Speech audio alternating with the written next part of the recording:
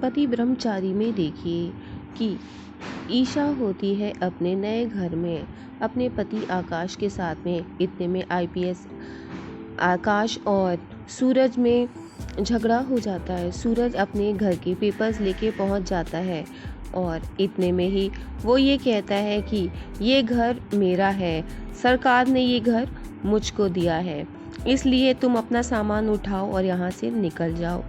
जब ईशा ये देखती है कि सूरज आईपीएस अधिकारी बन गया, ये देख बहुत खुश होती है।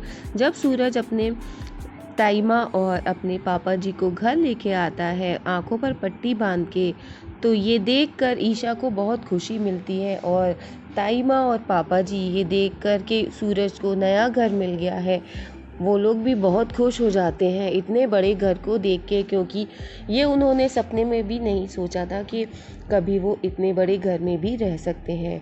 और ईशा को भी बहुत खुशी होती है। अब ताइमा अपने पुराने दिन याद करने लगती हैं और ये सोचकर उन्हें बहुत बुरा भी लगता है कि उनके साथ कैसा बर्ता हुआ। पूरन भी अपनी वाइफ के साथ आ जाता है। इतने में गुलाब मेंशन का जो बोर्ड लगा होता है, पापा जी वो बोर्ड देखते हैं और उन्हें बुरा लगता है। वो पुराने दिन याद करते हैं कि उन्होंने गुलाब मेंशन के नाम से रोटी खाना भी गवारा नहीं समझा था और गुलाब मेंशन के बोर्ड को उतार लेते हैं। उस बोर्ड को उतार के ले आते हैं अंदर और वो बोर्ड सूरज को दे करके कहते हैं कि तोड़ दो इसको। और सूरज ईशा को दिखाते हुए गुलाब मेंशन का बोर्ड ज़मीन पर फेंक के तोड़ देता है। ईशा को बुरा नहीं लगता है क्योंकि ईशा सूरज के लिए खुश है।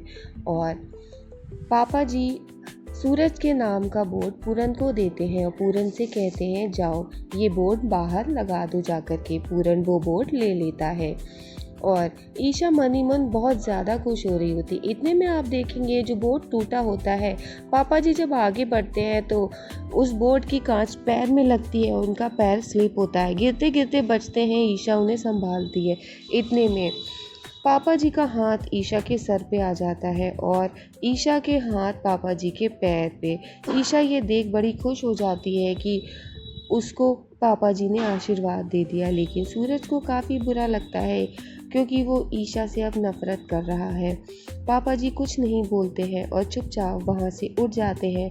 ईशा देख रही होती है, उनसे बोलना चाहती है, लेकिन इतने में पापा जी उसको बाहर जाने का इशारा कर देते हैं। ईशा कुछ नहीं बोलती। ताइमा ताने मारती हैं, ईशा बाहर जाने लगती है और ताइमा कहती तू बड़ी पैसे की भूखी थी, जा अब तू जा, अब गरीबी के दिन देख। ईशा पलट के देखती कहती है मैं अपने सूरज के लिए कुछ भी सह सकती हूँ। इतने में सभी लोग देखने लगते हैं। आकाश भी बाहर खड़ा होता है, वो भी देख के रह जाता है। लेकिन ईशा अपनी बात को संभालते हुए कहती है मेरा मतलब है कि आकाश। और फिर वो बाहर की तरफ देखने लगती है। ताइमा और सूरज वहाँ पर चुपचाप खड़े रहते हैं, कुछ नहीं बोलते। फिर ईशा बाहर जाने लगती है तो आकाश की बेटी भागती हुई आती है। वो कहती है कि हम कहाँ जा रहे हैं, तो ईशा बताती है हम एक घर में रहते रहते बोर हो गए हैं ना, इसलिए अब हम अपने नए घर में जाएंगे। और ईशा उस बच्ची को समझा देती है। ईशा सूरज की तरफ देखती है, मन ही मन कहती है सूरज मैं तुम्हारी तरक्की देखकर बहुत खुश हो रही हूँ, तुम सोच भी नहीं सकते कि मैं तुम्हारे लिए आज कितना खुश हूँ। और ईशा चली जाती है।